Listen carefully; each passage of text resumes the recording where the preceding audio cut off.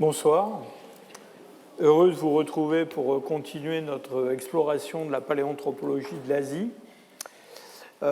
Nous avons vu donc l'historique des découvertes, et l'histoire, ça compte énormément en sciences. Il faut toujours s'en préoccuper parce qu'il y a de nombreux biais dans la façon dont nous appréhendons la réalité des données qui sont liées à ce cheminement historique. Et surtout en paléanthropologie, où les données sont souvent discontinues dans le temps et dans l'espace. On va le voir particulièrement aujourd'hui avec cette conférence sur Homo erectus. Et la dernière fois, on a aussi un petit peu discuté de ces premiers peuplements. Et donc, ces premiers peuplements de l'Asie sont des peuplements que, dans l'état actuel des connaissances, on attribue à des Homo erectus anciens. Donc, d'une certaine façon, la paléanthropologie de l'Asie est plus simple que celle de l'Afrique. Et je vous rappelle ce schéma, cette distribution des taxons à travers le temps. Et vous voyez que, disons que jusqu'autour de 2 millions d'années, tout se passe en Afrique. Et à partir de 2 millions d'années, eh bien, on a des formes qu'on va trouver aussi en Eurasie. Cet Homo erectus, c'est le premier des trois grands acteurs qu'on va avoir l'occasion de discuter. Donc aujourd'hui, on va parler de lui. La prochaine fois, on va parler d'un groupe d'hommes fossiles qui est nouvellement apparu, si je peux dire, sur la scène paléanthropologique, encore qu'il a existé il y a quelques centaines de milliers d'années. Il s'agit des Denisoviens, groupe un peu mystérieux. Puis ensuite, on parlera de l'homme, de l'Homo sapiens, de l'homme véritable, de notre espèce, et de la façon dont cette espèce s'est répandue sur l'Asie, a remplacé des formes antérieures. En ce qui concerne Homo erectus, je voudrais insister sur quelques points avant de commencer l'examen des données asiatiques. D'abord, insister sur le fait que c'est une espèce qui a une longévité absolument extraordinaire. On a les formes les plus anciennes d'Homo erectus en Afrique il y a peut-être 2 millions d'années. On le trouve en dehors on trouve l'espèce en dehors d'Afrique il y a au moins 1,8 million d'années, peut-être même un petit peu plus si on en croit certains sites archéologiques où on n'a pas d'ossements, mais où on a des outils. Et vous allez voir que les derniers de ces Homo erectus, dans certains coins, j'allais dire recoins d'Asie, eh bien, on va les trouver peut-être jusque dans le Pléistocène supérieur, c'est-à-dire il y a moins de 130 000 ans. Et donc, ça fait une longévité de 1,8 million d'années, quelque chose comme ça. C'est une longévité qu'on ne connaît pas chez d'autres espèces d'hominines. Et cette grande longévité et cette dispersion sur une aire géographique immense qui couvre donc, les zones les plus chaudes de l'Eurasie et l'Afrique, entraîne une très très grande diversité de ces Homo erectus, et une diversité que l'on sous-estime probablement grandement. Juste pour vous donner un exemple, je vous montre ce diagramme qui exprime l'évolution de la taille de l'endocrâne, c'est-à-dire du contenu de la boîte crânienne, en disant en première approximation la taille du cerveau, dans différents groupes d'hominines fossiles. Donc le passé est à gauche, le présent est à droite, avec en bleu les hommes actuels. Et vous voyez que cette augmentation de la taille du cerveau au cours de l'évolution des hominines, eh bien, c'est essentiellement le résultat d'une progression de ces ronds verts que vous voyez. Et ces ronds verts eh bien, sont justement les Homo erectus.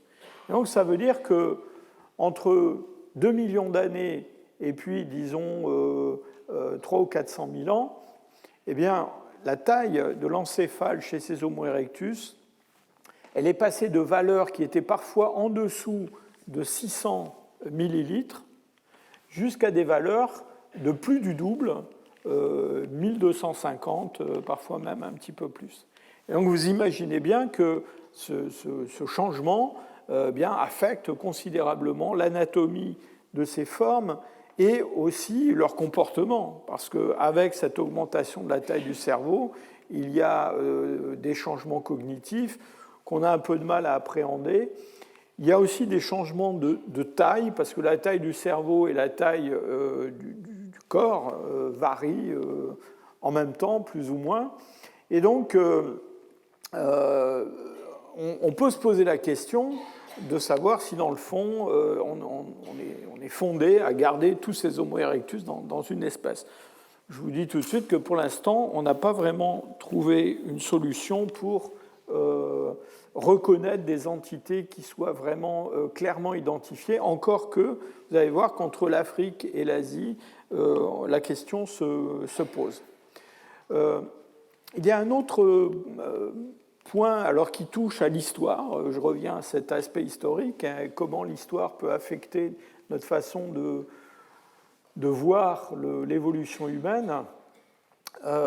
C'est la façon dont l'espèce Homo erectus a été définie. Je vous ai parlé d'Homo erectus dans des cours précédents au cours des dernières années, surtout dans le contexte africain de l'apparition des premiers homos et de l'apparition des comportements humains, en particulier des comportements de prédation. Et donc c'est à partir de l'Afrique que ces formes très anciennes sont répandues, disons, en dessous de 40 degrés de latitude nord, quelque chose comme ça, depuis le Caucase jusqu'à l'Indonésie et la Chine. Mais du point de vue historique, les premiers Homo erectus que l'on a trouvés, eh bien, ce ne sont pas les premiers Homo erectus qui ont existé ici en Afrique. Vous vous souvenez que la première découverte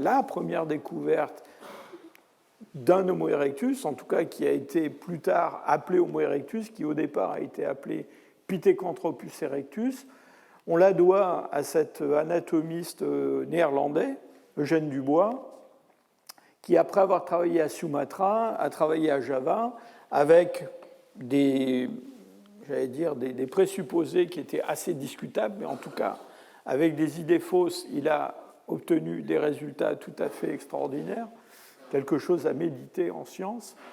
Et donc cet anatomiste très enthousiaste, eh bien, il a découvert sur les rives de la rivière Solo, dans le centre de Java, dans un endroit qui s'appelle Trinil, ces restes qui sont les restes de ce premier Homo erectus découvert, ce Pithecanthropus erectus. Une calotte crânienne très curieuse, on va y revenir, un fémur qui, lui, par contre, ressemble énormément à un fémur d'homme actuel, au point qu'on s'est souvent demandé si ça n'était pas un fémur d'Homo sapiens. Cette image ne montre pas d'ailleurs d'autres fémurs qui ont été trouvés dans le site de Trinil et pour lesquels le même genre de questions s'est posé. Et puis, on n'en parle pas souvent, mais des dents, des molaires supérieurs, on va en dire quelques mots tout à l'heure. Donc ça, c'était en 1891, la découverte, la publication de 1894.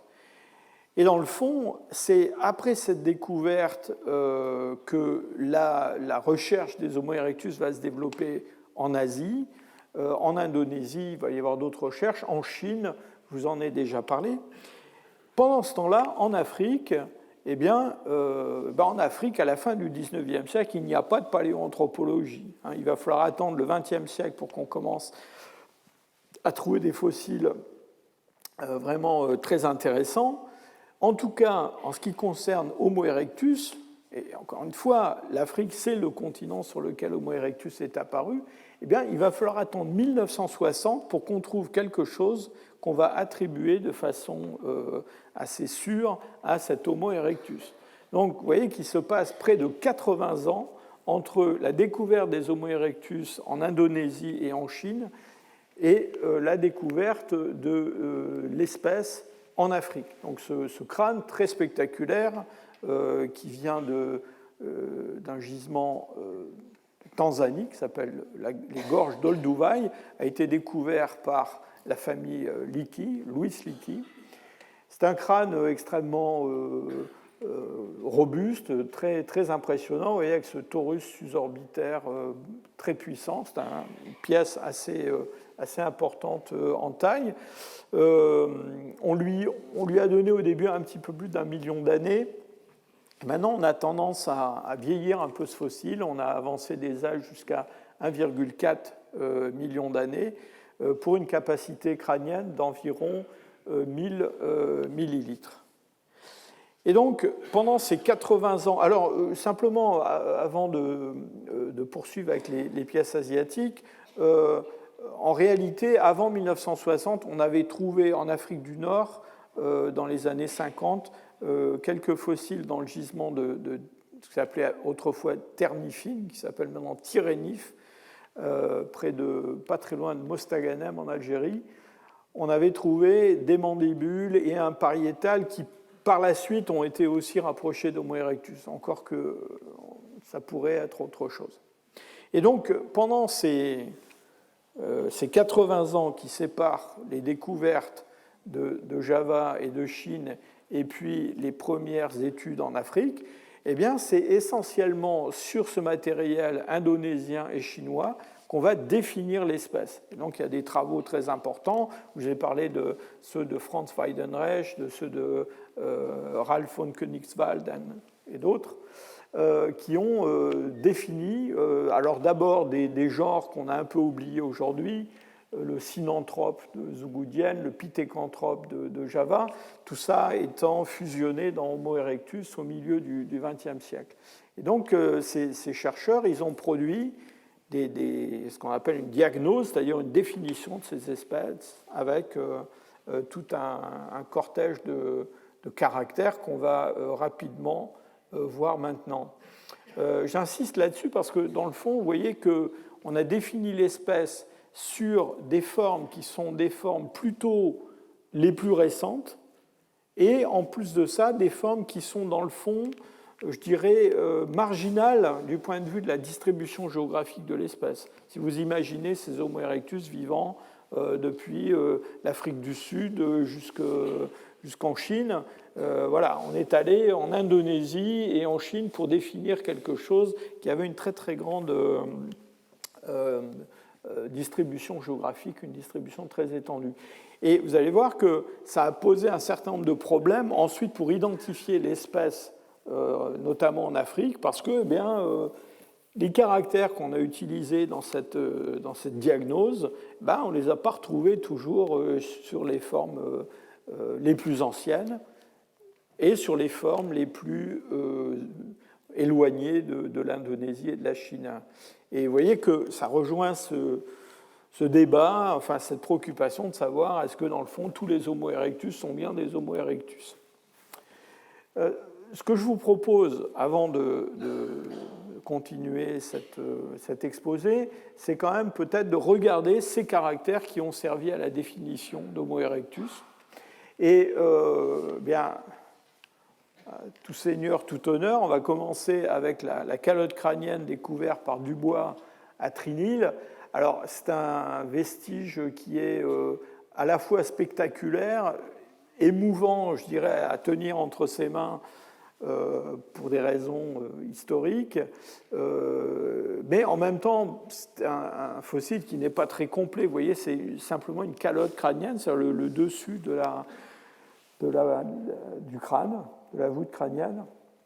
Mais évidemment, dès l'époque de sa découverte, Dubois lui-même et les autres ont bien vu que ça n'était pas un homme comme les autres. Et d'ailleurs, beaucoup de contemporains de Dubois ne croyaient pas qu'il s'agissait d'un homme. Ils pensaient que c'était plutôt un primate un petit peu bizarre. Alors, cette partie de boîte crânienne, quand on a essayé d'évaluer la taille du cerveau qu'elle pouvait contenir, et c'était quelque chose qui intéressait beaucoup Dubois.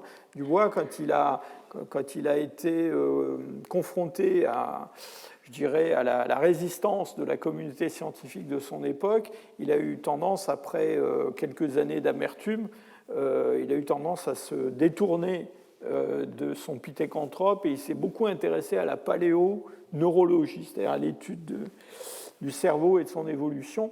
Donc Dubois s'intéressait beaucoup à la question et donc dès son époque, on avait une évaluation d'à peu près 700 millilitres ou un petit peu plus, ce qui était évidemment très peu comparé à la taille d'un cerveau actuel qui fait à peu près le double. Donc les valeurs actuelles tournent autour de 1350, quelque chose comme ça en moyenne, avec une grande variation quand même. Donc petite taille de l'encéphale, et puis une forme tout à fait particulière, une voûte qui est très basse, un os frontal qui est complètement aplati, qui ne présente pas un front redressé comme ce que l'on observe chez un homme actuel. En avant de ce frontal fuyant, un bourrelet susorbitaire qui est une véritable visière osseuse au-dessus des orbites, très impressionnante, qui a une forme presque rectiligne. Ce bourrelet susorbitaire, quand on le regarde en vue supérieure, depuis le sommet du crâne, vous voyez qu'il est séparé quand même de l'écaille de l'os frontal par un sillon, qu'on appelle le sillon supratoral. Et puis surtout, il est séparé du reste de la boîte crânienne par deux espèces d'encoches de chaque côté, ce qu'on appelle une constriction postorbitaire, c'est-à-dire que l'os frontal, en arrière de ce bourrelet, se rétrécit considérablement. Donc ce sont des formes qui ont un frontal qui est beaucoup plus étroit que l'os frontal qu'on pourrait trouver chez un Homo sapiens ou chez un homme de Néandertal, par exemple. Et d'ailleurs, à l'intérieur de la boîte crânienne, eh bien, les lobes frontaux sont aussi assez étroits comparés à ce qu'on trouve chez des formes plus anciennes. Sur l'arrière du crâne, on a aussi une morphologie qui est tout à fait curieuse, avec une angulation très marquée de l'os occipital. C'est-à-dire qu'on a une partie de l'os occipital ici, qui est la région sur laquelle les muscles de la nuque viennent s'insérer, on appelle ça le plan nucal, et puis au-dessus, un bout d'os occipital qui correspond au début de la voûte crânienne, disons non couverte des muscles de la nuque. Et vous voyez que ces deux parties forment un angle très net. Et pour terminer, on observe sur ce crâne, on va le voir mieux sur un autre spécimen, tout un système de bourrelets osseux assez développé et qui n'est pas présent chez l'homme actuel. Voilà un autre fossile découvert à Java par von Königswald. Donc c'est un des premiers fossiles découverts dans ce fameux gisement de Sangiran. Il ressemble beaucoup, au point de vue taille, morphologie, à la calotte crânienne de Trinil, celle de Dubois. Je vous le montre parce qu'on voit un petit peu mieux ces bourrelets qui sont présents un petit peu partout sur le crâne. Alors, dans la région de l'os occipital, entre ce plan nucal et puis cette partie de la voûte crânienne, eh bien, donc, ce qui marque cette angulation, c'est un bourrelet qui est un bourrelet transverse qui va en gros d'une oreille à l'autre, en arrière du crâne, qu'on appelle le torus occipital transverse. Vous voyez, ça forme une espèce d'épaississement En réalité, si on fait un scanner du crâne ou si l'os est cassé, on se rend compte qu'à cet endroit-là, eh bien, on a un épaississement de la table externe osseuse de l'os, c'est-à-dire la partie compacte de l'os crânien, eh bien, se trouve épaissie et forme ce bourrelet. Ce bourrelet, il se poursuit plus ou moins jusque dans la région du méa auditif, à l'angle du pariétal, à l'angle postéro-inférieur du pariétal, on a un autre torus qu'on appelle le torus angularis, c'est-à-dire le bourrelet de l'angle du pariétal, qui poursuit plus ou moins ce torus occipital transverse. Et puis, autour du méa auditif, on a un système de bourrelets qui passe au-dessus du méa auditif, qui vient aussi le long de la mastoïde, donc tout un système de crêtes. Ça sont des caractères qui sont des caractères tout à fait particuliers à ces Homo erectus et qui peuvent être très développés, même s'ils sont variables d'un individu à l'autre. Autre caractère tout à fait particulier de ces Homo erectus, quand on regarde le crâne de derrière, donc ça c'est une vue justement de cet occipital avec ce bourrelet occipital transverse, ce plan nucal aplati et très, très grand et angulé par rapport à la partie supérieure de l'os occipital. Donc quand on regarde le crâne en vue postérieure, vous voyez que le crâne a une forme pentagonale. Hein.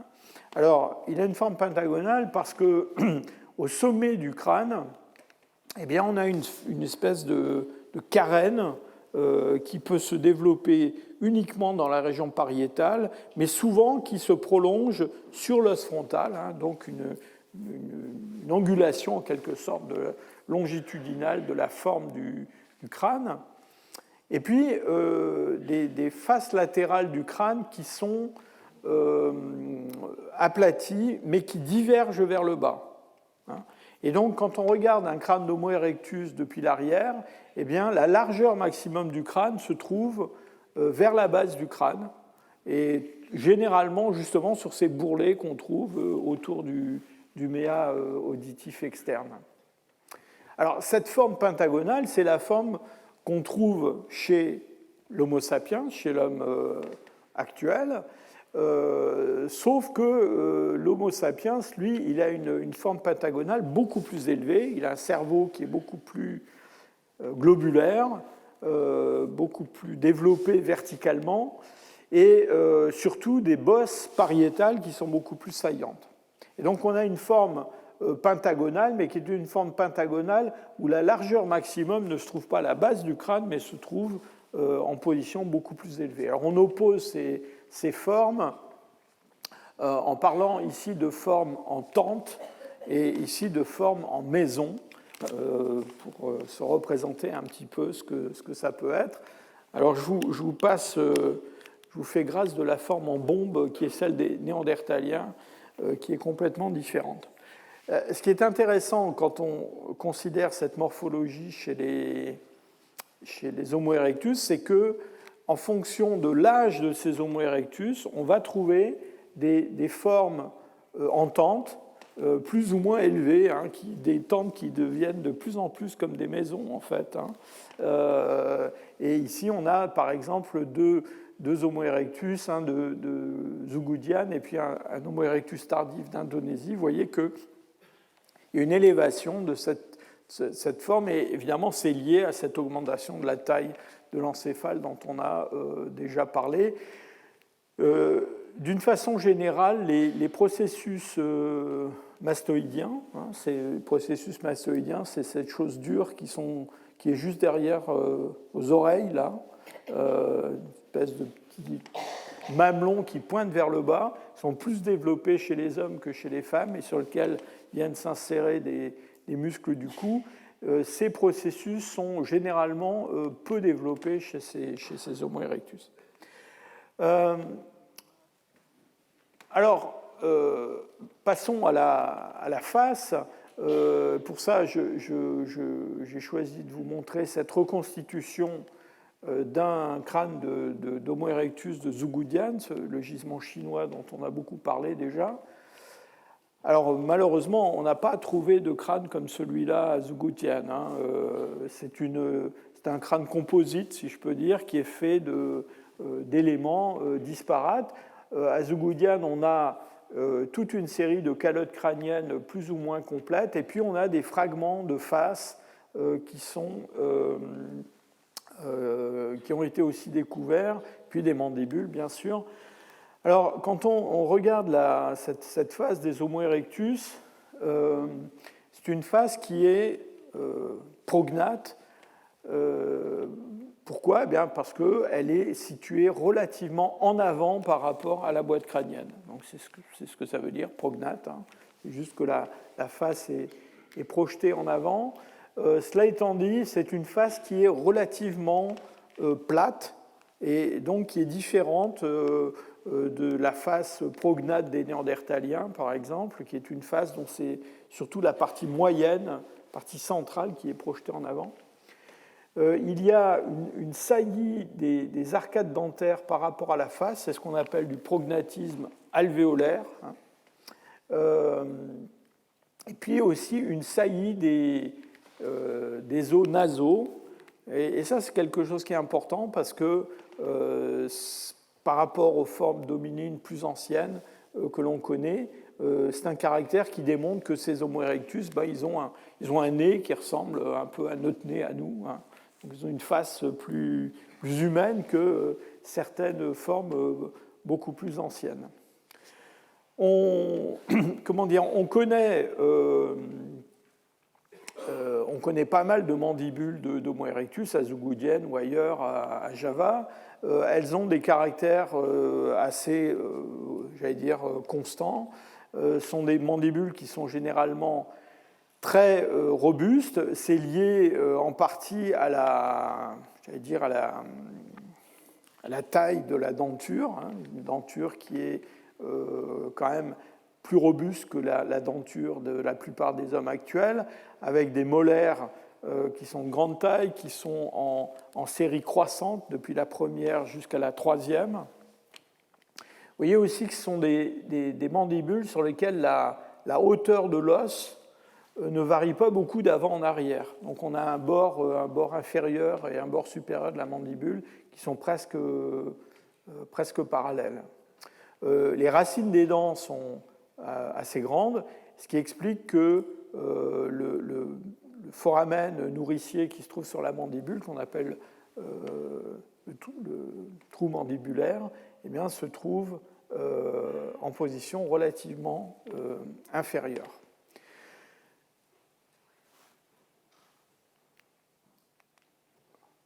Voilà d'autres vues de cette reconstitution d'Homo erectus de Zhugudian. Cette face, qui est une face, évidemment, qui nous paraît très primitive, surtout à cause de ce bourrelet susorbitaire, il faut bien comprendre que c'est une face qui, en fait, est assez proche de notre face à nous.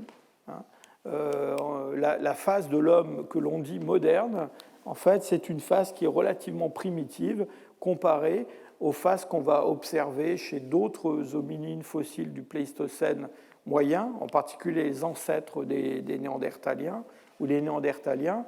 Donc, de ce point de vue, les hommes actuels ont conservé en fait une face qui ressemble beaucoup à la face des Homo erectus, c'est-à-dire encore une fois une face qui est relativement aplatie, avec une concavité marquée entre la partie zygomatique de la face et puis la partie maxillaire. Il y a chez les Homo erectus en Asie des variations assez considérables de la taille et de la forme de ce torus susorbitaire sur lequel j'ai beaucoup insisté. Et on a ici sur ces formes de Zhugudian, on a une forme qui est en double arche au-dessus de chaque orbite, qui qui est un petit peu amoindri sur les côtés, alors que vous verrez, sur certaines formes de Java, on a un torus susorbitaire qui est beaucoup plus puissant, ou même en Chine, chez des formes plus anciennes que ça. Donc, tous ces caractères, alors il y en a d'autres, il y a des caractères dentaires, on pourrait passer plusieurs cours à détailler toutes ces... Il y a beaucoup d'os aujourd'hui, je vous préviens. On pourrait détailler tous ces caractères. La question donc qui s'est posée, une fois qu'on a bénéficié du travail de ces anatomistes formidables, comme Weidenreich, ça a été d'appliquer, dans le fond, ces diagnoses à d'autres fossiles. Et là, c'est là que les problèmes ont commencé à se poser, en particulier quand on a commencé à trouver des fossiles africains qu'on a attribués à Homo erectus.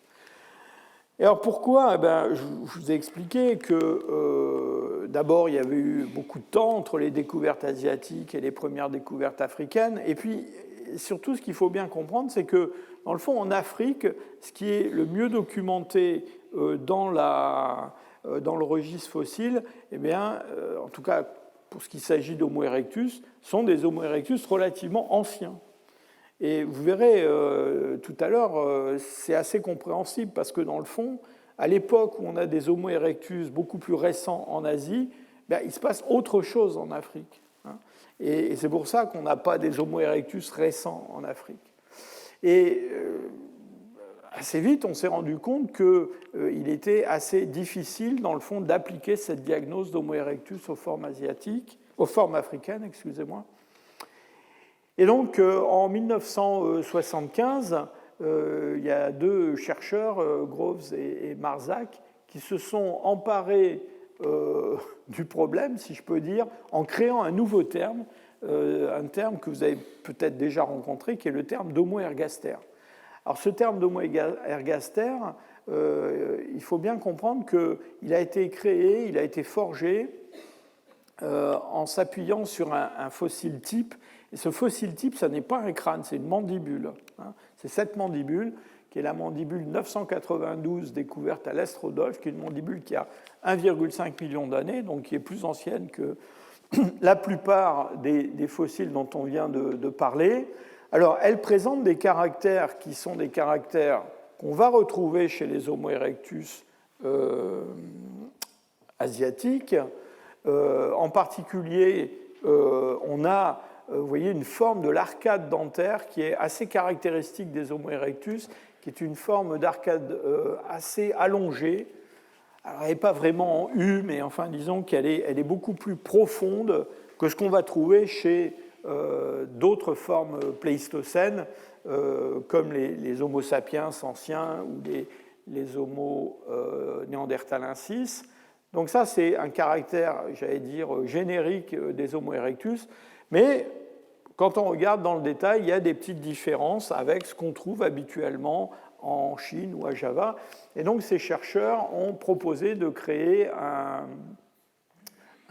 terme nouveau. Alors ces chercheurs, ils appartiennent au camp de ce que l'on appelle les splitters, dans le jargon des paléanthropologues, c'est-à-dire des gens qui ont tendance à diviser au maximum les taxons en tout un tas de groupes et de nomenclatures, en opposition à ceux qui ont au contraire tendance à regrouper beaucoup de choses sous le même terme. Toujours est-il que ce terme d'Homo ergaster a connu un certain succès. Un chercheur comme Bernard Wood, dont on a parlé déjà plusieurs fois, dans le fond, a tiré argument du fait que quand on regarde les quelques crânes d'Homo erectus africains, appelons-les comme ça, on se rend compte qu'ils n'ont pas un certain nombre des caractères dérivés, des caractères propres aux Homo erectus tels qu'ils ont été définis en Asie. En particulier, alors là, ça ne se voit pas sur ces photos, mais quand on regarde la morphologie occipitale, on n'a pas souvent des torus occipitaux transverses aussi bien définis, des torus angulaires bien saillants, une forme de l'occipital qui est bien celle qu'on a chez chez les Homo erectus classiques. Enfin, je vous fais grâce de tout un tas de détails à propos des carènes sagittales et des formes des torus susorbitaires. Et donc, des gens comme Bernard Wood ont dit, écoutez, c'est pas compliqué, on va utiliser ce terme d'Homo ergaster créé par Marshak et par Groves et Marzac, et on va l'appliquer pas seulement à des mandibules, mais aussi à des crânes. Et donc, c'est comme ça qu'on a graduellement glissé vers une division entre Homo erectus sensu stricto, un groupe qui serait uniquement asiatique, et puis Homo ergaster, qui serait un groupe africain plus ancien. Alors, je dirais qu'aujourd'hui, il y a une forme de reflux un petit peu de cette division. Pourquoi ? Parce que vous allez voir que, d'abord, on a trouvé des choses en Asie, même si c'est dans la proche Asie par rapport à l'Afrique, qui sont beaucoup plus, qui sont différentes de la définition classique des Homo erectus asiatiques.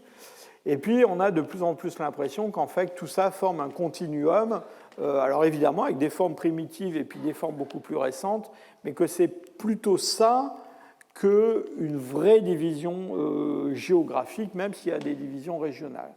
Et donc, je reviens à cet argument que je développais il y a quelques minutes.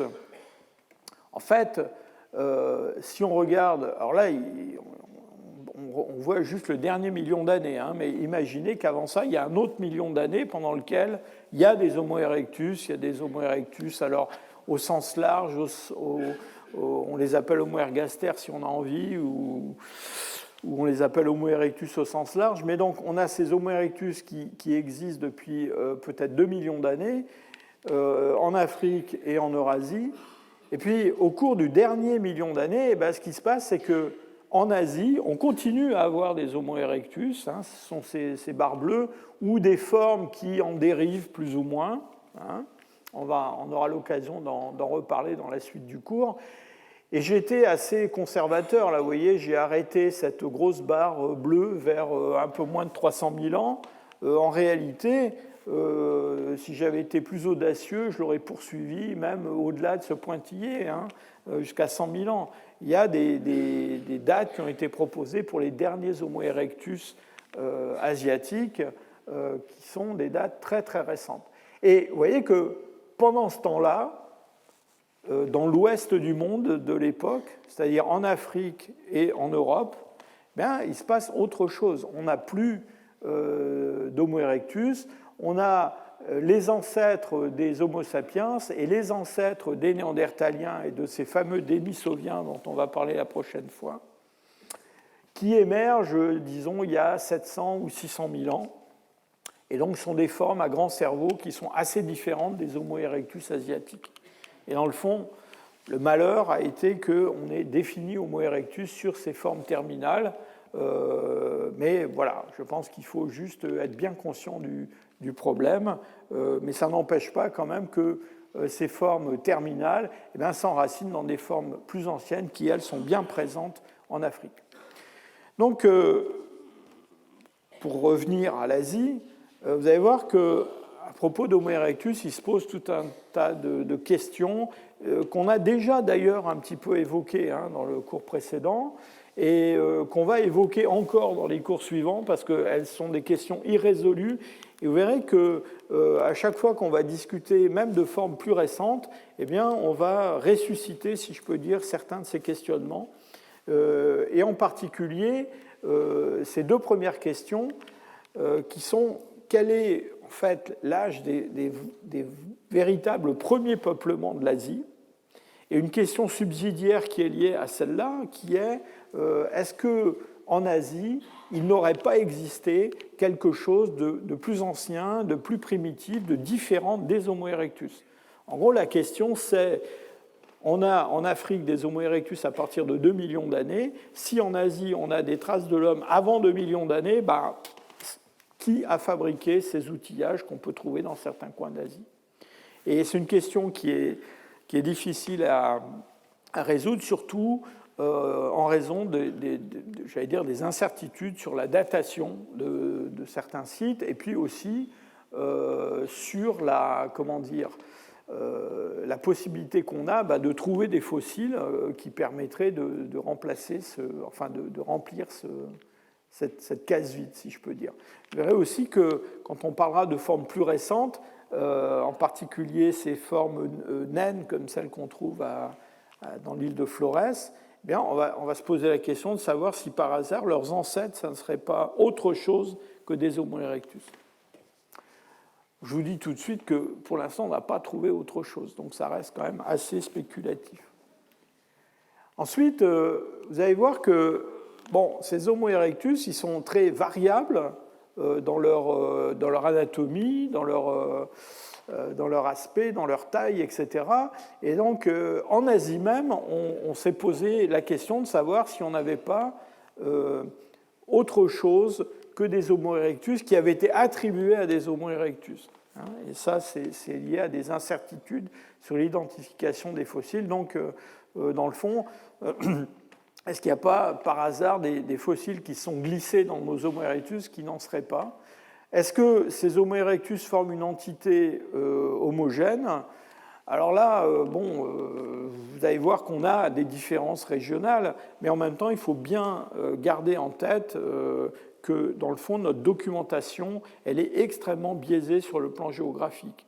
C'est-à-dire qu'on parle de l'Asie, mais en réalité, tous les fossiles que je vais vous montrer, ou que je vous ai déjà montrés, sont des fossiles qui viennent en fait de deux régions bien particulières, qui sont l'Indonésie, et quand on dit l'Indonésie, c'est l'île de Java, ce n'est pas l'Indonésie, c'est l'île de Java, et puis la Chine.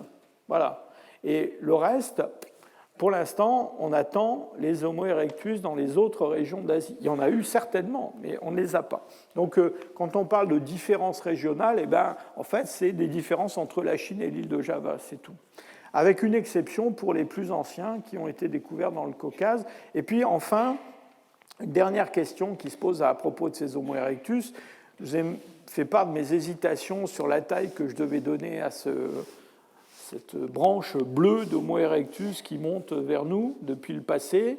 Quand les derniers Homo erectus ont-ils disparu? On aimerait bien avoir des dates précises. Et dernier point, quelles sont les relations possibles entre ces Homo erectus et puis des populations actuelles? Alors, je vous ai promis beaucoup d'os, donc on va commencer. Je vais vous montrer des fossiles. Vous êtes là pour ça, après tout. Et plutôt que de vous montrer ça d'un point de vue purement régional, je préférais plutôt vous montrer ça d'un point de vue chronologique, parce que vous verrez que finalement, il y a plus de ressemblances entre des formes anciennes de différentes régions et puis des formes récentes de différentes régions que localement entre des formes anciennes ou récentes. Alors, les formes les plus anciennes, on revient toujours à ce fameux site de Dmanisi, en Géorgie, qui est un site tout à fait extraordinaire. Je vous rappelle qu'on a là un site qui est extrêmement bien daté. C'est un site qui est établi sur une coulée de basalte qui, elle, est datée sans aucun problème.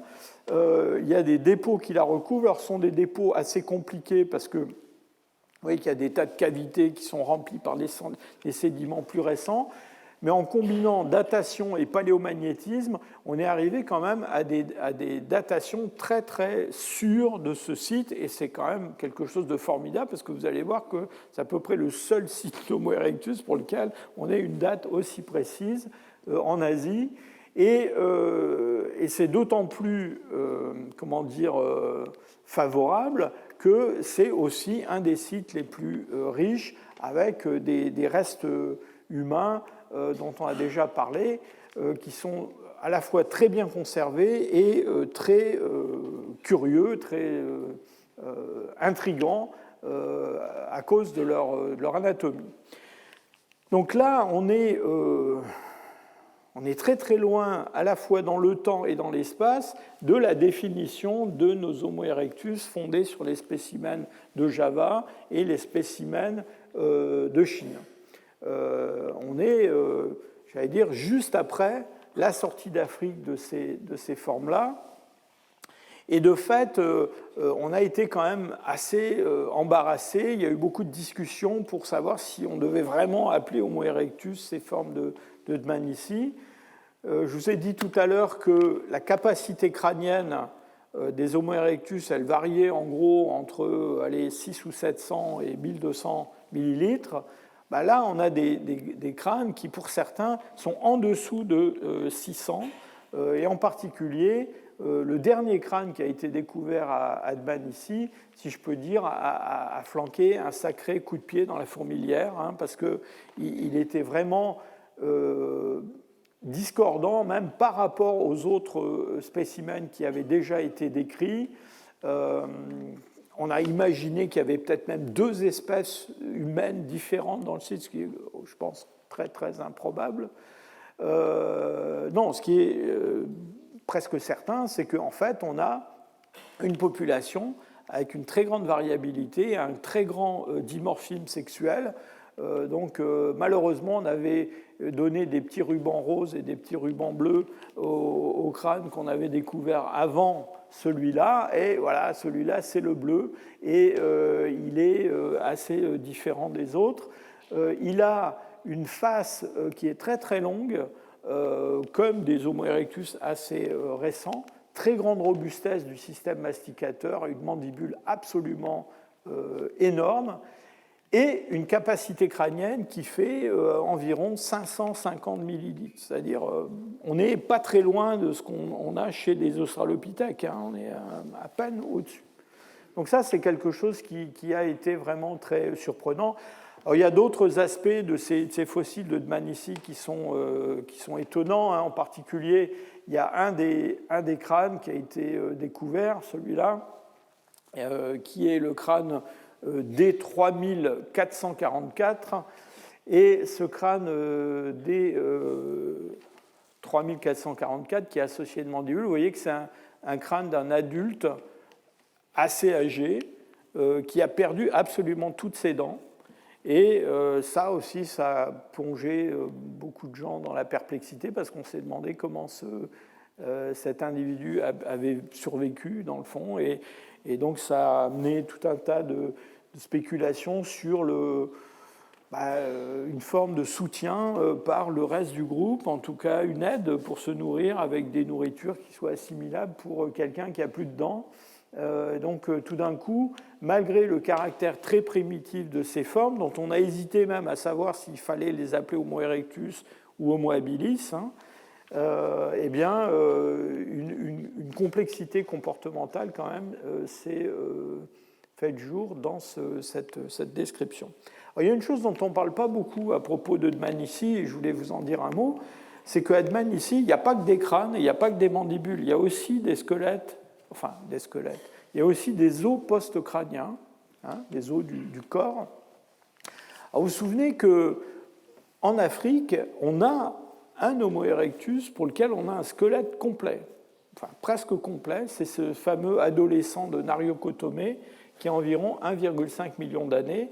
Et donc là, on a pu se faire une image assez complète de ce qu'était un Homo erectus ancien. Un grand gaillard, il n'est pas si grand que ça, hein, lui, parce qu'il est à peu près de ma taille, mais comme il avait que 8 ans, on pense qu'il est devenu beaucoup plus grand que moi plus tard. Et, enfin, il aurait pu devenir beaucoup plus grand que moi. On ne lui a pas laissé la chance de le devenir. Donc on a on a cette image de ces Homo erectus africains qui sont grands, qui ressemblent, je ne dis pas à des Maasai, mais enfin en tout cas qui ont des proportions corporelles quand même très modernes.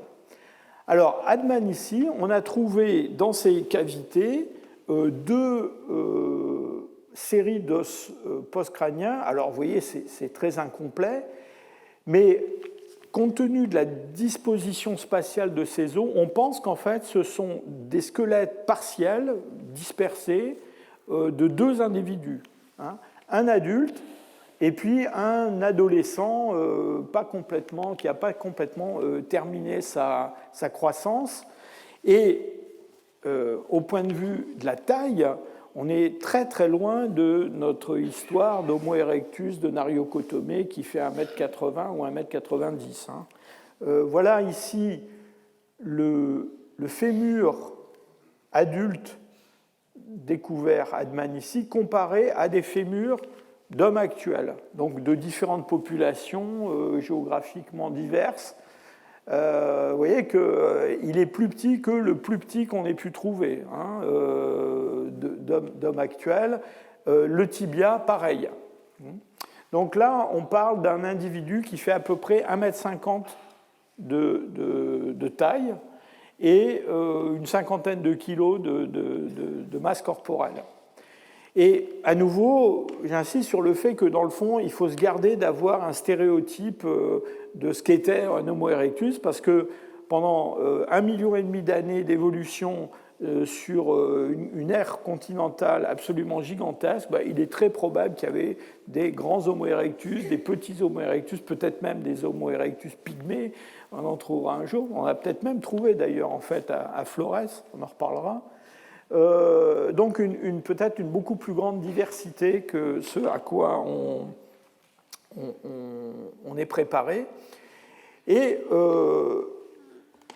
si on met de côté la taille, ce qui est très intéressant dans ces fossiles de Dmanisi, c'est que du point de vue des proportions corporelles, on a, alors vous voyez qu'on n'a pas beaucoup d'os, mais on peut regarder les proportions du tibia sur le fémur ou de l'humérus sur le fémur, des choses comme ça. Et quand on calcule ce genre de ratio, vous voyez que voilà ici ces étoiles qui représentent l'adulte de Dmanisi, eh bien on tombe au milieu de ce nuage de Z. Alors ces Z, ce sont des hommes actuels. Et vous voyez qu'on est très très loin de ce qu'on observe, par exemple, chez des grands singes comme gorilles, orang-outans ou chimpanzés. Et donc, au passage, je vous montre ici WT15000, c'est-à-dire ce fameux adolescent de Nario-Kotomé, enfin adolescent de 8 ans. Et vous voyez que ces hommes de Dmanisi ont des proportions corporelles qui sont très très proches, identiques aux proportions corporelles des hommes actuels. Donc des gens de petite taille, mais avec des proportions très très proches des nôtres. L'anatomie des os de la jambe, du pied, montre des structures anatomiques qui sont très très proches de celles qu'on va observer chez des hommes actuels. Il y a des petites différences, évidemment, si on va chercher des détails dans l'articulation entre le tibia et l'astragale, on va trouver des choses un peu différentes, mais c'est très très humain. Plus de différences dans l'articulation de l'épaule. Et là, bon, des choses plus primitives. Alors, est-ce que ce sont des caractères simplement hérités d'un ancêtre et qui ne sont pas encore perdus et qui n'ont pas forcément une grande valeur fonctionnelle, ou est-ce que c'est lié à une mécanique de l'épaule différente? En tout cas, j'insiste là-dessus parce que, dans le fond, ça nous ramène, vous vous souvenez, à ces fémurs que Dubois avait trouvé avec sa calotte crânienne de Trinil. Et dans le fond, il y a eu souvent des doutes sur le caractère erectus de ces fémurs, parce qu'il y a eu le fameux fémur qu'on montre toujours, celui qui a des exostoses, qui est pathologique, mais il y en a eu 3 ou 4 autres qui ont été trouvés, plus fragmentaires. Et dans le fond, toutes les études qui ont été menées sur ces fémurs, en essayant de les dater, en tout cas de regarder leur composition chimique pour voir s'ils étaient vraiment fossiles, en regardant leur anatomie, bien dans le fond, on n'a jamais pu démontrer qu'ils n'étaient pas des fémurs d'Homo erectus, et donc, disons que pour l'instant, eh bien, on peut dire que ces gens-là nous ressemblent beaucoup. Et dans le fond, c'est assez logique, puisque c'est avec ces Homo erectus qu'on voit apparaître une adaptation qui est une adaptation très importante des hommes dans leur comportement, notamment de prédation, c'est l'adaptation à la course de longue distance, à l'endurance, avec pas seulement des adaptations anatomiques, mais des adaptations physiologiques, des adaptations des mutations même qu'on a pu identifier, qui dans le fond nous prédisposent, alors peut-être pas vous et moi énormément, mais qui nous prédisposent à courir des marathons, des super-marathons, des choses comme ça. Et donc avec tout un dispositif en particulier de sudation pour refroidir le corps. Donc toutes ces choses-là sont déjà en place et on les observe, dans le fond, on les retrouve chez ces petits Homo erectus de Dmanisi. Alors, déplaçons-nous maintenant vers l'est pour voir quelles sont les formes anciennes que l'on a. On a déjà évoqué ce gisement, je crois, la dernière fois, qui est le gisement de Longgupo en Chine. Alors, je vous dis tout de suite que c'est un gisement assez problématique. Vous voyez, il se trouve ici sur la carte, au sud de la ville de Xi'an, en Chine, ancienne capitale, dans une zone où on trouve cette fameuse faune à panda et à stégodon, vous savez, cette faune forestière avec des orang-outans, des choses comme ça. Il y a des chercheurs comme Kyo Chun qui pensent qu'il n'y a pas d'Homo erectus en fait dans ce genre d'environnement et qu'on les trouve plutôt au nord et au sud de cette zone-là. Et toujours est-il qu'à Longgupo, on a un site paléontologique qui est très riche, qui livre énormément de restes de faune, mais dans un dépôt, vous voyez, où il y a beaucoup de cailloux, beaucoup de galets.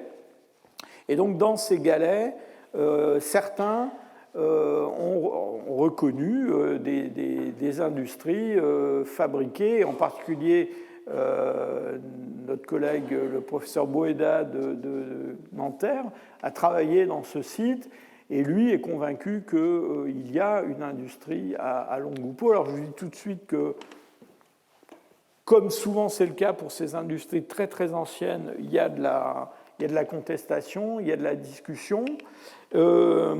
Et surtout, Longgupo, on en a beaucoup parlé parce que avec ces outillages très très frustes, on a découvert un petit bout de mandibule avec une prémolaire et une première molaire qui au départ ont été identifiées comme des dents d'hominine, des dents alors d'un représentant du genre Homo très ancien. Alors le problème de Longgupo, c'est que les dates qui ont été proposées pour le site sont des dates très anciennes, sont des dates qui, pour certaines, remontent au-delà de 2 millions d'années. Et donc, on a cru, à un moment donné, tenir avec Longgupo quelque chose qui n'était pas un erectus, qui était quelque chose de plus ancien et qui témoignait donc de la présence d'une espèce plus primitive en Extrême-Orient. Alors, il y a beaucoup de problèmes avec Longgupo. Le premier problème, c'est que, dans le fond, graduellement, le statut d'hominine de ces dents s'est vu dégradé, et je pense qu'aujourd'hui, plus grand monde ne croit que ces dents sont des dents d'hominine. Elles ont des caractères, en particulier l'usure des dents. C'est un mode d'usure qu'on trouve plutôt chez des orang-outans, des grands singes. Et le fait est que sur ce qui reste de leur morphologie, il est assez difficile de faire la différence entre des dents du genre Homo et des dents de quelque chose qui n'est peut-être pas un orang-outan, mais qui pourrait être... en Chine, il y a un genre fossile de primates qu'on appelle Lufengopithecus, qui a existé pendant le Miocène, c'est-à-dire avant 5 millions d'années, et qui est apparenté à l'orang-outan. Vous vous souvenez que je vous ai aussi parlé la dernière fois du Gigantopithèque. Donc on a en Asie, on a toute un buissonnement de formes qui sont liées à l'orang-outan, des orang-outans primitifs, des orang-outans peut-être de très très grande taille avec le Gigantopithèque, des choses qui seraient apparentées à des descendants de Lufengopithecus. Donc voilà, c'est plutôt comme ça qu'on voit aujourd'hui ces dents de Longgupo. Et alors pour la datation, là aussi il y a pas mal de problèmes. Il y a eu plusieurs chercheurs qui ont essayé de dater le site, y compris des chercheurs français d'ailleurs. Et certaines dates vont jusqu'à presque 2,5 millions d'années. Le problème avec ces dates, c'est que elles sont entachées d'une très grande incertitude, c'est-à-dire quand on regarde, quand on vous dit 2 millions, Après, si c'est 2 millions plus ou moins, 2 ou 300 000 ans, évidemment, ça change tout.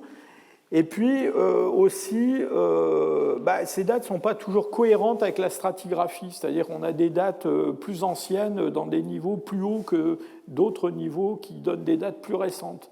Donc ça aussi, c'est un petit peu embêtant.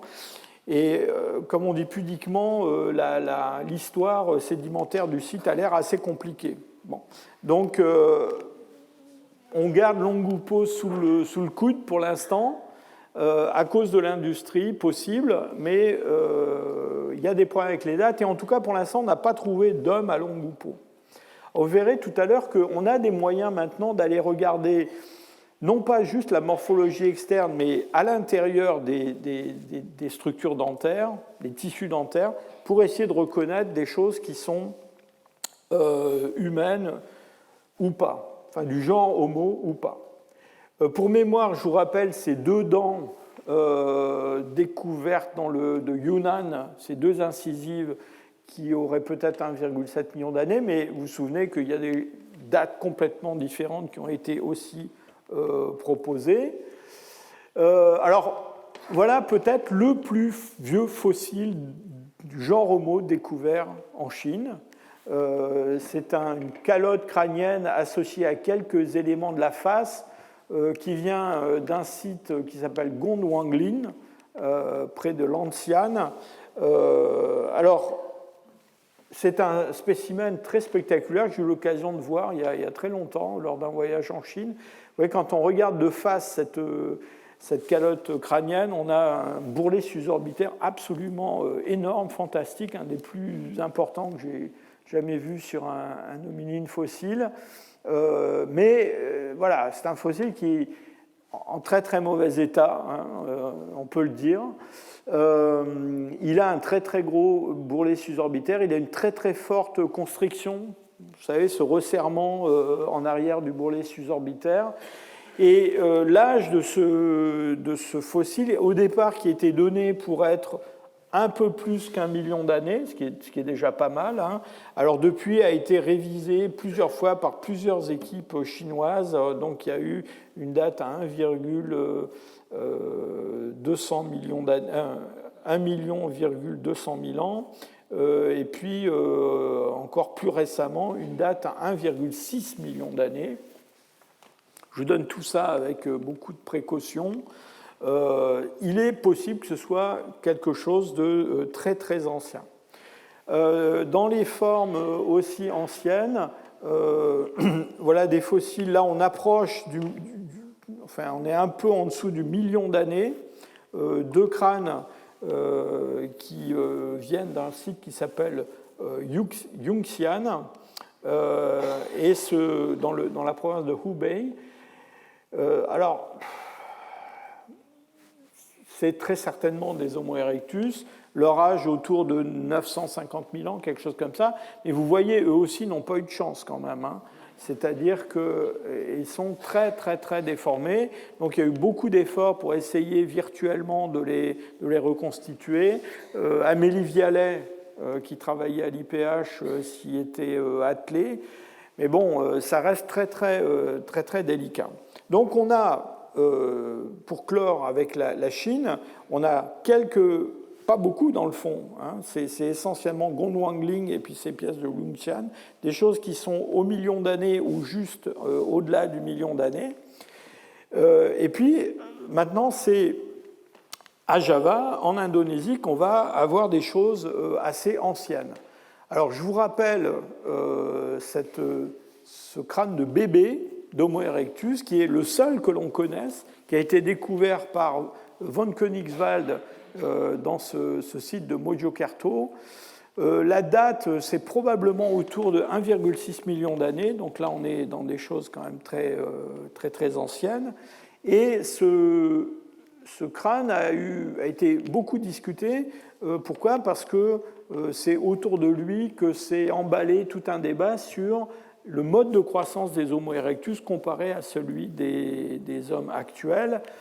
En particulier, quand on regarde le rapport entre la taille du cerveau de ce bébé qui devait avoir entre 6 mois et peut-être 1 an et demi, quelque chose comme ça, disons autour d'1 an, et un cerveau adulte d'Homo erectus, eh bien, on a une proportion beaucoup plus élevée que ce que l'on trouve chez des hommes actuels, c'est-à-dire un développement du cerveau en proportion plus rapide et qui évoque un peu ce qu'on trouve chez des grands singes, ou en tout cas quelque chose d'intermédiaire. Alors, il y a eu beaucoup de discussions, des collègues américains ne sont pas d'accord, on dit non, il grandit comme nous, etc. Je ne veux pas entrer dans tous les débats méthodologiques autour de cette discussion-là, mais sachez quand même qu'on a, avec ce fossile, quelque chose de très précieux pour, mesurer dans le fond, le développement cérébral de ces Homo erectus, et c'est quelque chose d'important parce que, dans le fond, notre complexité cognitive, elle n'est pas liée seulement à, j'allais dire, ce qu'on a dans la tête, mais aussi la façon et le temps que l'on a mis à le construire. Et le développement cérébral de l'homme actuel, c'est un développement très, très long, et avec beaucoup de réorganisations qui se produisent en interaction avec l'environnement. Et donc, toute la question, quand on s'intéresse à des formes anciennes, c'est de savoir si on a le même caractère chez des formes comme les Homo erectus. Vous vous rappelez que mon enfant de Nario-Kotomé, qui est grand comme le professeur Hublin, eh bien, il a 8 ans de développement. Hein. Et donc, on a l'impression que quand on regarde son stade de développement dentaire, squelettique, etc., que c'est quelqu'un dont la croissance était peut-être terminée complètement vers 12 ans, 14 ans, quelque chose comme ça. Et vous voyez que tout ce faisceau d'arguments, ça pointe vers quelque chose qui est assez différent de ce que l'on connaît chez l'homme actuel, avec des conséquences sur l'organisation sociale, le développement cognitif et même la psychologie, les relations entre les individus. Autre fossile ancien que l'on a à Java, eh bien des fossiles qui sont trouvés sous ce qu'on appelle le Grensbank. Ça, c'est la stratigraphie du dôme de Sangiran, ce site qui est, enfin cette région plutôt, hein, qui a produit un grand nombre de fossiles à Java. Vous vous souvenez qu'on a au début à Java des dépôts, cette formation de Pukangan, qui sont des dépôts un peu de mangroves, de zones marécageuses. L'île de Java n'est pas complètement constituée telle qu'elle est aujourd'hui. Il y a des ponts terrestres qui la relient au continent, mais on a aussi des faunes qui sont un peu des faunes insulaires. On a déjà des hominines qui sont là avant 1 million d'années. Alors, le problème, c'est que dans cette formation de Pukangan, plus on s'enfonce dans le temps et moins on trouve de traces humaines, et on ne sait pas très bien quand ça commence. En tout cas, c'est peu probable que ça commence avant 1,6 million d'années. On a des formes très robustes, comme ce spécimen. Ça, c'est un arrière-crâne. Vous voyez le torus occipital transverse très, très puissant, découvert par von Königswald, avec un palais qui lui est associé. Et alors, dans ces formes anciennes de Java, on a, je vous ai dit, ce sont des formes très, très robustes, et on a découvert des fossiles qui sont même tellement robustes qu'on s'est demandé si il était bien raisonnable de les considérer comme des Homo erectus. Donc vous voyez, j'arrive à mon histoire d'Homo erectus qui n'en sont peut-être pas. Et en particulier à Sangiran, il y a plus que deux, il y a en tout cas 2 mandibules qui ont été découvertes, qui ont beaucoup intrigué les paléanthropologues. Et donc en 1942, Weidenreich et von Königswald, toujours les mêmes, ont décidé de créer un nouveau genre et une nouvelle espèce pour ce bout de mandibule-là, qui est le spécimen de Sangiran 6, et ils ont appelé ça Meganthropus paleojavanicus. Alors Meganthropus, hein, même avec des rudiments de grec, on voyait bien hein, où est-ce qu'on va. Donc c'est un géant, c'est quelque chose de très grand. Pourquoi ? Eh bien parce que voilà, ce fragment de mandibule, comparé à une mandibule d'Homo erectus et une mandibule d'orang-outan, voyez que c'est une mandibule très très très grande et épaisse en taille du corps, de l'os, hein, et puis avec des dents aussi très, très importantes. En 1942, on avait déjà découvert en Afrique des australopithèques, et dans les années qui vont suivre la création de ce terme de Meganthropus paleojavanicus, il y a plusieurs auteurs, et ça a continué encore très très récemment, hein, qui vont dire, mais dans le fond, est-ce qu'on n'a pas en Indonésie des paranthropes, des australopithèques robustes, comme ceux d'Afrique du Sud ou ceux d'Afrique de l'Est, qui ont vécu à côté des Homo erectus? Alors, c'est une discussion qui s'est poursuivie. Quand j'étais jeune chercheur, un jour, je me suis candidaté pour un poste et j'étais interviewé par mes pairs. Et à brûle-pourpoint, au milieu de cette interview, on m'a demandé « Que pensez-vous du méganthrope ?» Rétrospectivement, je réalise qu'on m'a posé cette question pour ne pas que j'ai ce poste.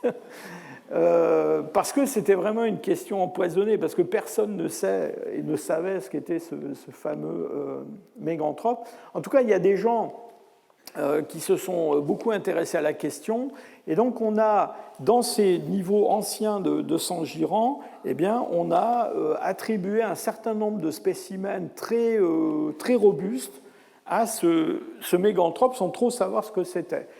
En particulier, il y a un chercheur américain qui s'appelle Donald Tyler, qui s'est voué au méganthrope, si je peux dire, et qui, dans les fossiles les plus anciens de Sangiran, a reconnu des formes très robustes qui pensent être du méganthrope.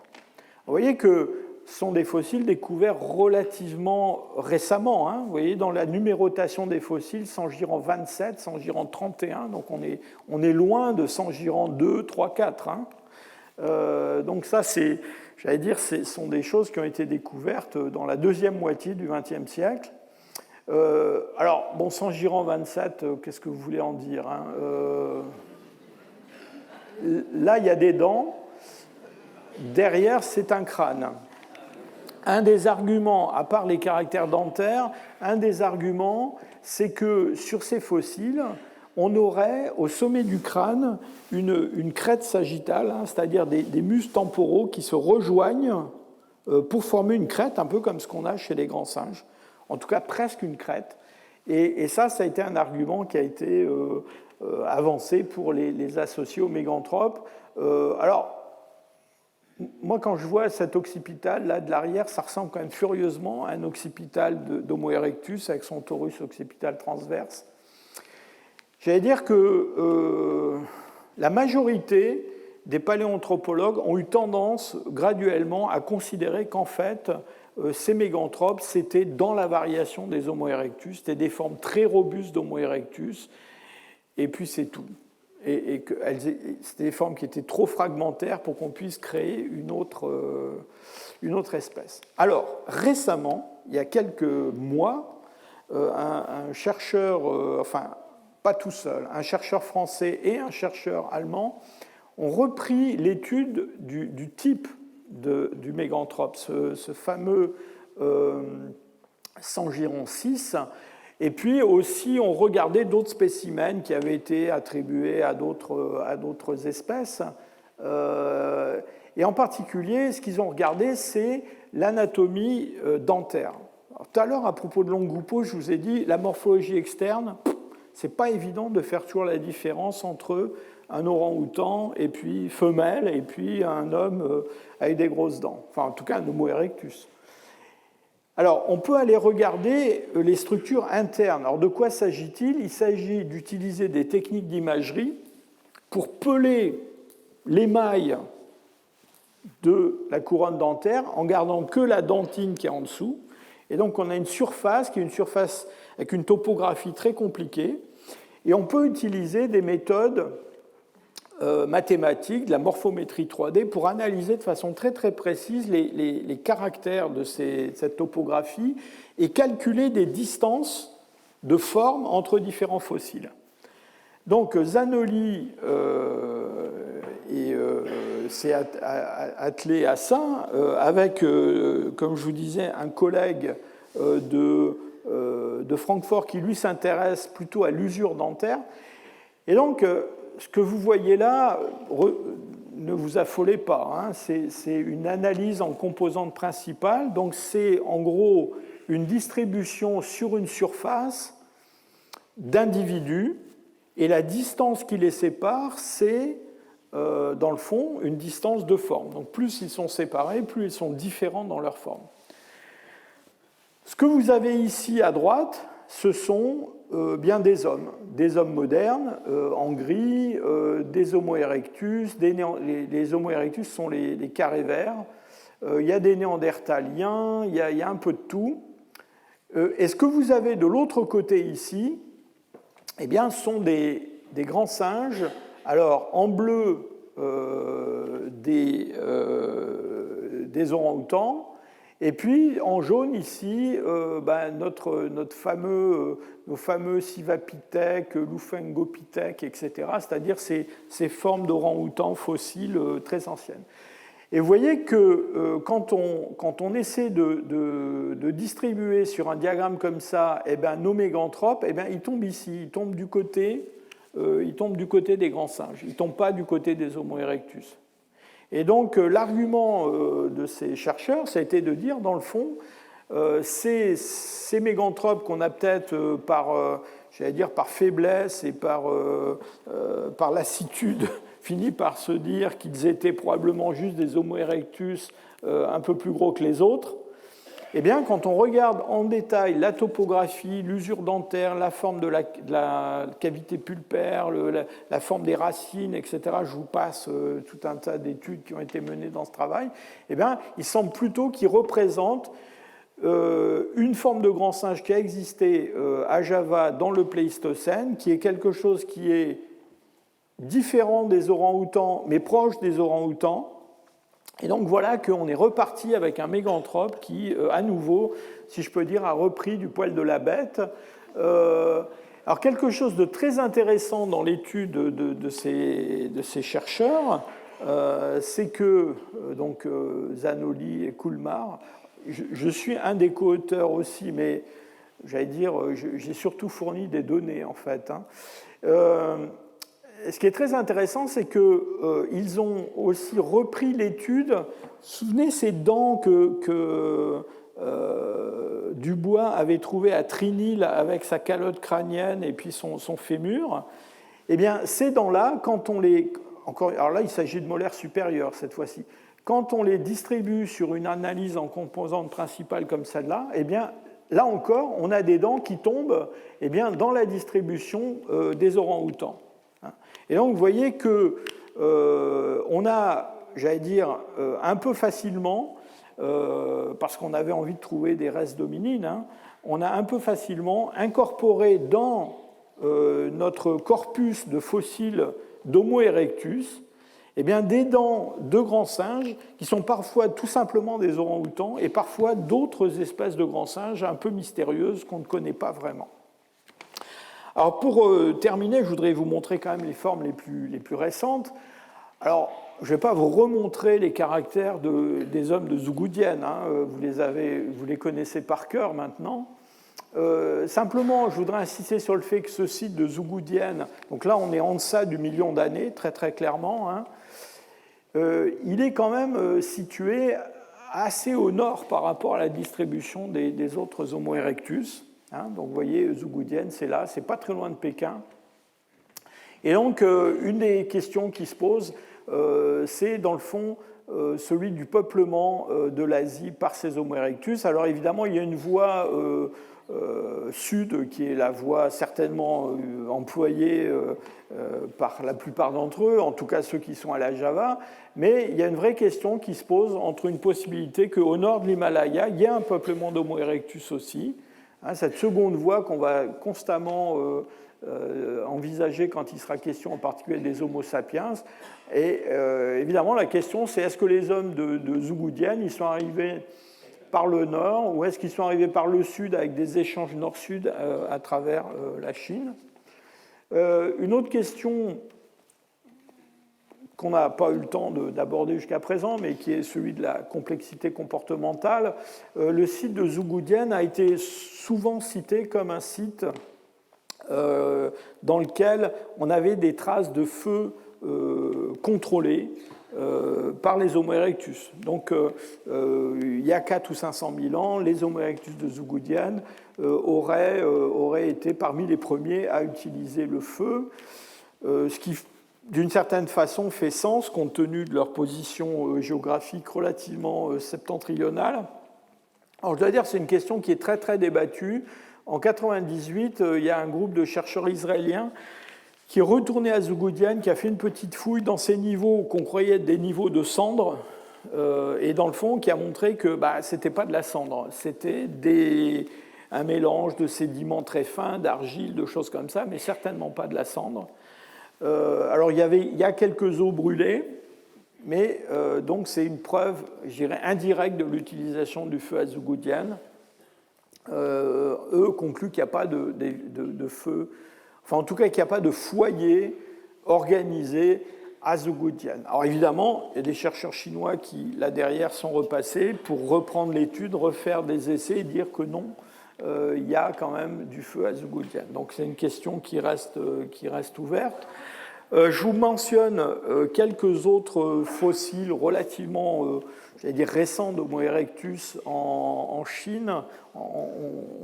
On n'a pas le temps de voir, il y a beaucoup de fossiles quand même en Chine et puis en Indonésie.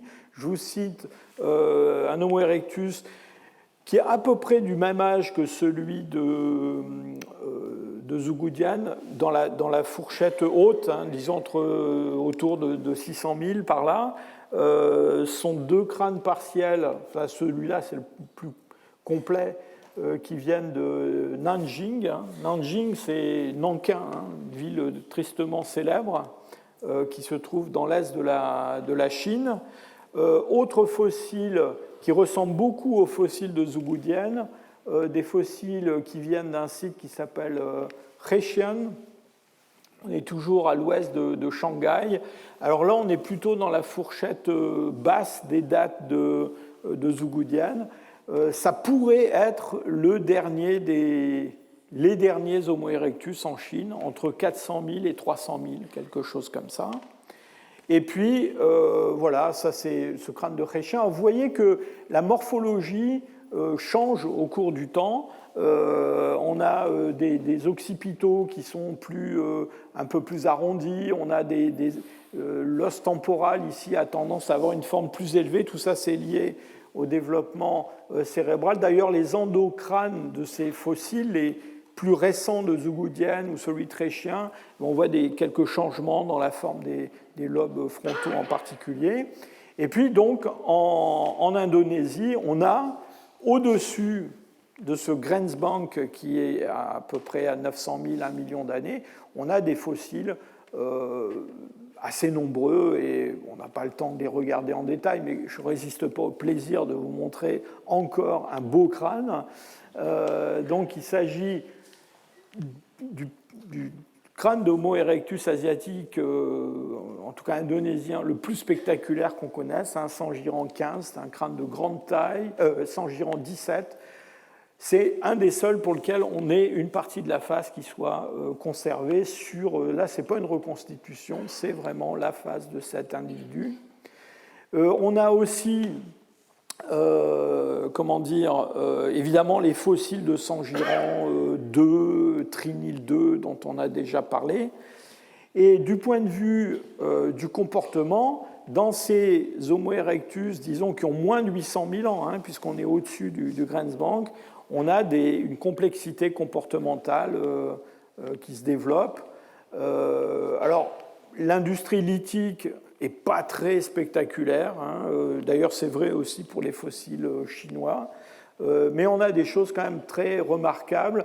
Pour ceux qui ont suivi mon cours l'année dernière sur les ressources alimentaires, je vous rappelle qu'à Trinil, donc dans le site où Dubois a découvert sa calotte crânienne, eh bien, on a identifié toute une collection de mollusques qui sont des lamellibranches d'assez grande taille. Alors c'est Dubois qui a ramassé tout ça, qui a ramené ça aux Pays-Bas. Et il y a des milliers d'objets qui se trouvent dans le musée Naturalis à Leiden.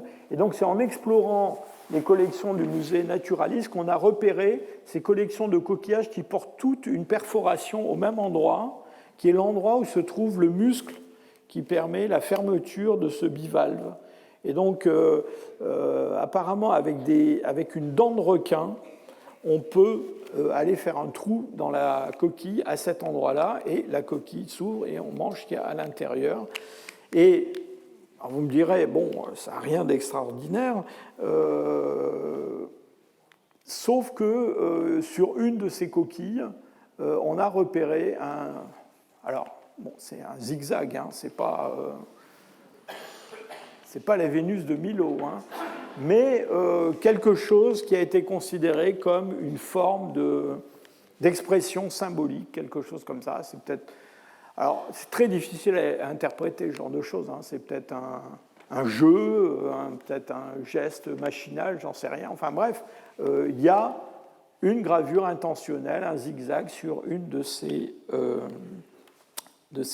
coquilles. Alors, il y a encore des choses encore plus récentes à Java. Vous vous souvenez, dans cette coupe que je vous ai montrée le Grensbank, et je vous ai dit en dessous, c'est au-delà du million d'années, la formation de Pukangan. Et au-dessus, il y a une formation qui s'appelle la formation de Kabou, et c'est dans cette formation de Kabou qu'on a Trinil 2, Sangiran 2, Sangiran 17, tous ces beaux fossiles d'Homo erectus. Et au-dessus, il y a une autre formation qui s'appelle la formation de Notopuro, disons, qui date des derniers 200 000 ans. Hein. Donc on approche du Pléistocène supérieur. Et donc on a à Java des fossiles qui sont plus ou moins contemporains de cette période-là. Alors je dis plus ou moins parce que malheureusement, ils sont assez mal datés. Et c'est dans cette zone chronologique qu'on trouve cette fameuse série de Ngandong dont on a déjà parlé plusieurs fois. Donc je vous rappelle une série de calottes crâniennes très très bien conservées, très complètes, d'Homo erectus tardif, avec des grands cerveaux, disons des capacités crâniennes au-delà de 1200 millilitres, hein, donc on est très très très loin des formes les plus anciennes, mais qui conservent une très grande robustesse, et toutes ces superstructures, ces torus, ces bourrelets dont je vous parlais, c'est pratiquement sur ces formes-là qu'on les voit le mieux exprimées. Donc on a des choses qui sont à la fois très tardives, très, évoluées dans le sens qu'ils développent ces cerveaux beaucoup plus grands que les formes anciennes, mais qui en même temps exagèrent ces caractères qui étaient les caractères qui définissaient les Homo erectus asiatiques et qu'on ne trouve pas chez les autres, en Afrique par exemple.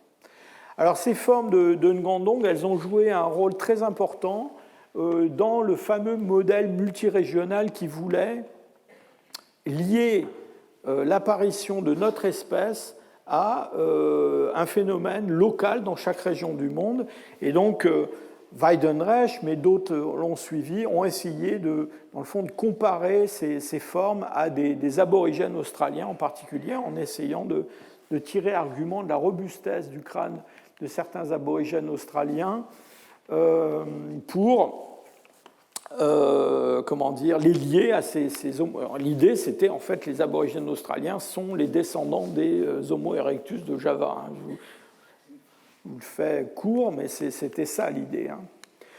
Alors, bon, sur le plan anatomique, c'est assez discutable, et beaucoup l'ont discuté, mais surtout, disons qu'il y a beaucoup d'arguments génétiques qui ont complètement fait voler en éclats cette idée-là. Pourquoi ? Parce que les aborigènes australiens actuels, ils ont un ancêtre commun avec vous et moi, qui est beaucoup plus récent que ces Homo erectus de Java, et donc ils ne peuvent pas en être les descendants. On a à Java d'autres fossiles un peu du même genre. Pour mémoire, je vous montre ces formes très récentes, Sangmumachan, Gawi. On est toujours dans le Pléistocène supérieur, et vous voyez, ce que je vous ai raconté à propos de ces derniers Homo erectus chinois, eh bien, c'est vrai, c'est encore plus marqué, des crânes beaucoup plus arrondis, vous voyez, des os frontaux qui sont plus aplatis avec un torus suborbitaire très marqué à l'avant, des occipitaux moins anguleux, des écailles du temporal plus élevées. Enfin, on a un registre fossile extrêmement riche à Java. C'est vraiment étonnant. Dans un coin, si j'allais dire, perdu du monde des Homo erectus, on a tout cet enregistrement fossile. Alors, pour terminer, revenons aux questions qui se posaient tout à l'heure, en essayant d'y apporter une réponse. Alors, pour l'instant, on n'a aucun fossile humain découvert, pas seulement en Asie, mais en dehors d'Afrique, qui serait plus vieux que 1,780 000 ans. C'est-à-dire, c'est l'âge des. Enfin, 1,1 million d'années 780 000, c'est-à-dire l'âge des fossiles de Dmanisi. Bon, Longupo, vous avez vu, c'est quand même. En tout cas, c'est peut-être ancien, mais c'est pas humain. Les autres, aucun n'atteint ces âges-là, vraiment. Donc, on n'a pas, pour l'instant, d'autres espèces qu'Homo erectus, anciennes, présentes dans le Pléistocène inférieur d'Asie qu'on puisse attribuer à une autre espèce du genre Homo, comme Homo habilis ou une autre forme. Surtout, ce qui est apparu au cours des dernières années, c'est que dans le fond, on s'était énormément trompé en attribuant au genre Homo surtout des races dentaires. Donc on a assez facilement attribué des races d'orang-outans ou d'autres grands singes à Homo erectus, et en particulier, j'avais mentionné l'autre fois des sites vietnamiens où on a décrit des dents isolées d'Homo erectus. Plus on les regarde et moins on y croit. Donc on pense que ce sont pour la plupart des grands singes. Alors soit des orang-outans, soit d'autres grands primates proches des orang-outans. Et on aimerait bien avoir des fossiles plus complets. Donc peut-être que le méganthrope, c'est à mettre au rang de ces formes. Alors évidemment, on a une différence entre les fossiles indonésiens et les fossiles chinois. On a des petites différences anatomiques, mais en même temps, c'est assez difficile de parler d'une différenciation régionale qui se maintient sur la très longue durée. Pourquoi ? Parce que de temps en temps, en Chine, on a un fossile qui a un Homo erectus, et les gens qui étudient les dents disent « Ah oui, les dents sont un peu différentes de celles des Homo erectus de Zougoudiane, par exemple. Elles ressemblent plus à des Homo erectus africains. » Donc, est-ce que ça représente des populations vraiment différentes, ou est-ce que ça représente des lignées différentes, ou est-ce que ça ne représente pas plutôt des variations individuelles ou des variations d'une population à l'autre de façon un peu stochastique au sein de tous ces Homo erectus ? Et en tout cas, ce qui est certain, c'est que du point de vue du développement cérébral, on a un parallélisme entre, dans le fond, il se passe partout un peu la même chose, et on verra que c'est vrai aussi pour la lignée qui va mener aux Dénisoviens, aux Néandertaliens, à nous aussi, eh bien, on a une augmentation de la taille du cerveau, et donc ça entraîne des caractères qui sont un peu toujours les mêmes partout, en termes de structure de la voûte crânienne et même proportion des os crâniens individuellement. Il semble quand même, alors, je vous ai abreuvé de tous mes doutes sur les dates qu'on peut produire pour tous ces fossiles, mais quand même, disons qu'en Chine, on a l'impression qu'après 400-300 000 ans, il n'y a plus d'Homo erectus. Alors qu'en Indonésie, on a quand même, pour ces formes de Ngandon, de Sambu Machan, de Ngawi, etc., on a des dates qu'on peut toujours discuter, mais il y a quand même des dates qui vont dans le Pléistocène supérieur, c'est-à-dire après 130 000.